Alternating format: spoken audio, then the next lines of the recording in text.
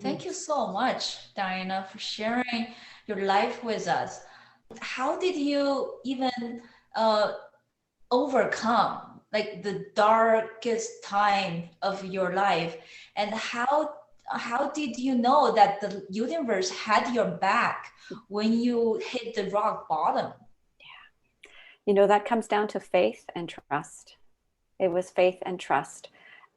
I'm not going to lie. There were like probably a couple of months where I didn't roll out my yoga mat and I didn't do my spiritual practices. My spiritual practices are yoga, meditation, mindfulness, and being outside every day.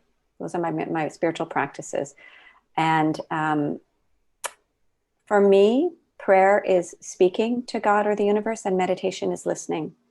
And I feel like if we just pray without listening, we lose the opportunity to hear the power and the strength and the resilience that we have within us. So meditation became really important for me. I stepped away from it for a little bit.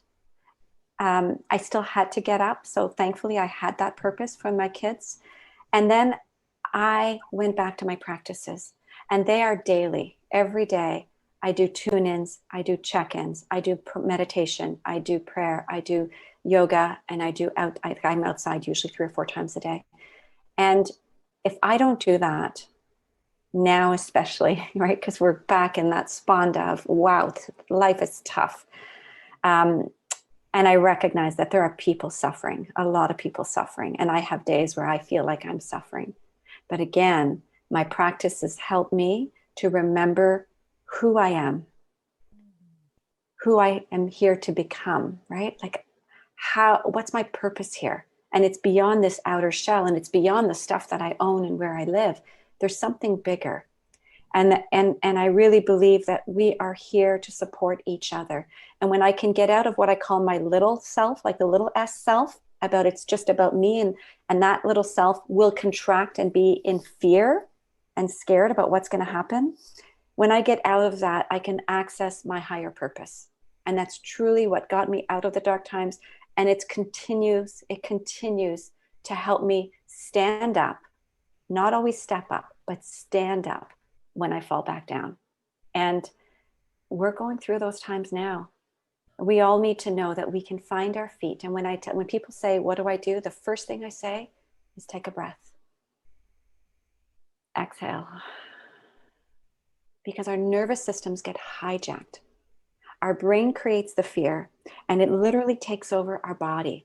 And we start running cortisol and adrenaline and all these chemicals that shut down our genius brain.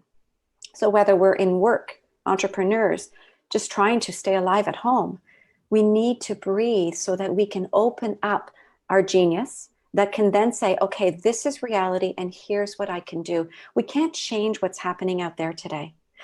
I couldn't change the fact that my yoga friends started a public slaughter on Facebook about me.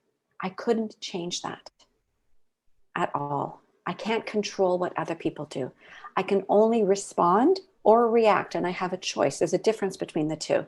So reacting is coming from a place of, right, like just like really being strong, and responding is taking the time to just breathe and open up the truth. And the truth comes through this part of your brain, in the front of your brain, that's called your prefrontal cortex, that says, okay, here's the facts.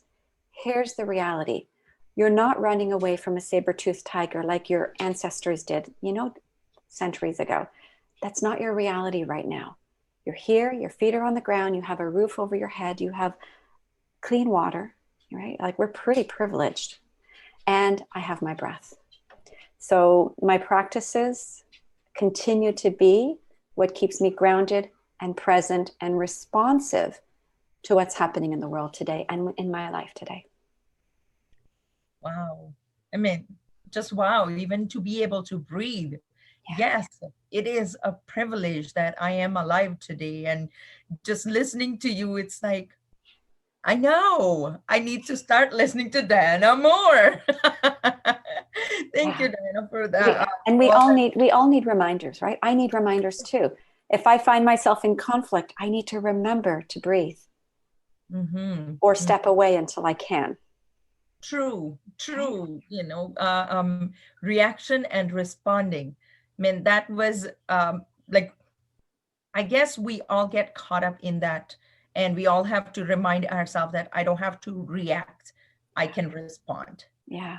But thank you for that deep insight. I Hmm. actually want to know, I know you touched a little bit on that part already, but for our viewers, we want to get that message out. Like, when in life you are feeling stuck, what are the ways to help us out? What is your advice on that?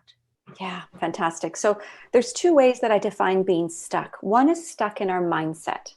And that happens because, when we're little kids, we're born perfect, open slates, blank slates. And our parents say, "Thank you, God, I'll take it from here."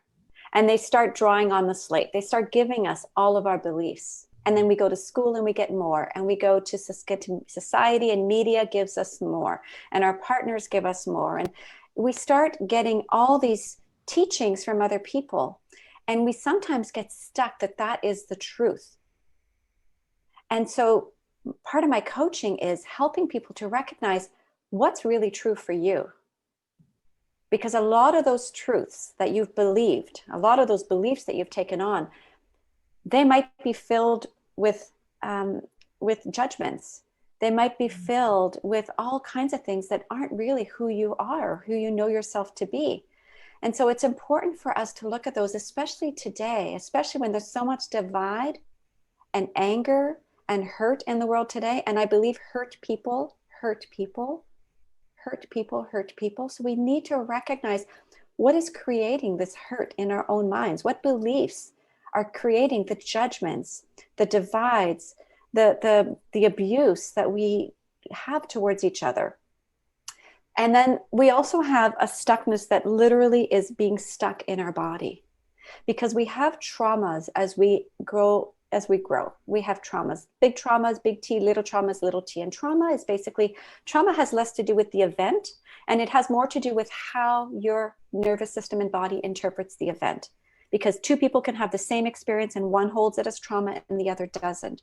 So trauma is any time that the nervous system is overwhelmed and doesn't have the capacity to release. And so as little children, pre-verbal children, pre-mobile children, something happens and we can't run away from the situation. So we shut down. And what happens is we literally create a little knot in our nervous system. We call it a kink in our nervous system. We shut down. When we shut down that part because it's too hard, we don't understand, we can't process it. When we shut it down, we shut down our life force. And so part of being stuck is recognizing, where has your life force been shut down? And then that continues through our childhood. And in the yoga tradition, we look at something called the chakras, which are the energy centers in our bodies. And the chakras can shut down or can become overstimulated, overactive. So we try to move our bodies to release energy, to come back to a state of balance where we can open up and let energy flow. And where energy flows, our emotions are free to be experienced in a healthy way. So nothing is made wrong and nothing is preferred, right? So anger is not worse than happiness. They're both different emotional states. It's just, how do you express it that becomes problematic in our world today. True. So Wow. stuckness can be nervous system stuckness, and it can also be mindset stuckness. And the work that I do, I'm not a mindset coach. There are millions of mindset coaches in the world today. I'm very much what I call an embodied consciousness coach. So we work through the body to find where are the stuck parts in the body. And we do that by turning into the body, by listening, by getting quiet and still. And it takes 30 seconds. I can have somebody come to a realization in about 30 seconds about where they're stuck in their body. And right away, I know how to help them. Once we're in the bodies and we can start to open up, then we move from the bottom up to the mind and recognize what thought has been created that has reinforced that feeling in your body or that stuckness in your body. So a lot of coaches work top down. Let's look at the thoughts. A lot of behavioral therapy, cognitive behavioral theory, change your thoughts, change your life. Well, I have a lot of people who come to me after having done CBT for years, and they're more stressed out because they can't change their thoughts, right? In my opinion, it's not the way. that we have to go through the body because the body holds wisdom.